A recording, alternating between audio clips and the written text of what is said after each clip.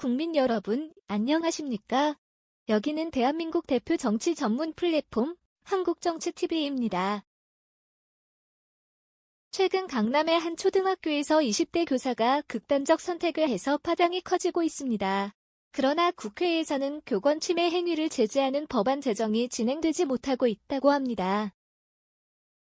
이와 관련해서 국회 교육위 국민의힘 간사인 이태규 의원은 지난 2022년 8월 교원의 지위 향상 및 교육활동 보호를 위한 특별법 개정안을 발의했습니다. 이 개정안은 폭행이나 갑질 등으로 교사의 교육활동을 침해하는 행위를 한 학생과 학부모를 교사와 즉시 분리하고 교권 침해 내용을 생활기록부에 기재하는 내용을 담고 있습니다. 국회 교육위 천우정 수석 전문위원은 이 개정안의 검토 보고서에서 학교 폭력과 달리 교권 침해 행위의 경우 즉시 분리 조치의 법적 근거가 마련되어 있지 않다고 지적했습니다. 그리고 교권 침해 행위를 학생부에 기록하는 것은 교권 침해를 억제하는 데 효과가 있을 것이라고 했습니다. 그러나 이 법안은 지난해 11월 교육위 법안 소위 논의 과정에서 민주당의 반대에 부닥쳤습니다. 당시 회의록을 보면 강민정 민주당 의원은 생활기록부 기재에 대해 생활기록부의 교권을 침해했다고 기록을 남기는 것은 굉장한 낙인 효과라고 말했습니다.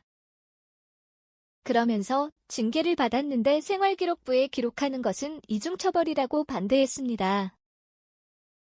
서동용 민주당 의원도 교권 침해 가해자와 교원을 즉시 분리하는 방안에 대해 취지에는 공감하지만 학생을 분리하면 학생의 학습권 문제가 생길 수 있다며 반대했습니다. 결과적으로 교권을 침해당한 교사를 보호하는 것보다 교권을 침해한 학생의 학습권을 보호하는 데 주력한 것입니다.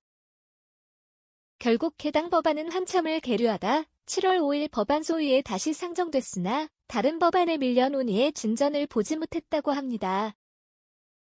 한편 이태규 국민의힘 의원은 지난 5월 교사의 정당한 학생 생활지도에 대한 학부모의 고소에 한해 교사에게 면책특권을 부여하는 일명 학부모 갑질 방지법도 발의했습니다. 같은 당의 서정숙 의원도 학교 폭력에 대한 신고 의무처럼 교권 침해 행위를 인지했을 때 즉시 관할청과 학교장에게 신고하도록 하고 교권 침해 학생에 대해 출석 정지 등의 조치를 내릴 수 있도록 하는 법안을 내놓았습니다. 그러나 두 법안 모두 진척이 없는 상황입니다. 반면에 민주당은 교권 축소 법안도 발의했습니다. 민주당 강득구 의원은 2021년 7월 교권 침해 행위에 대해 관할 교육청의 형사고발을 의무화하는 현행법을 임의 재량으로 바꾸는 개정안을 발의했습니다. 교권 침해가 심각해지면서 2019년 11월부터 관할교육청이 교권 침해 행위에 대해 의무적으로 형사고발하도록 했는데 이를 다시 과거로 되돌린 것입니다.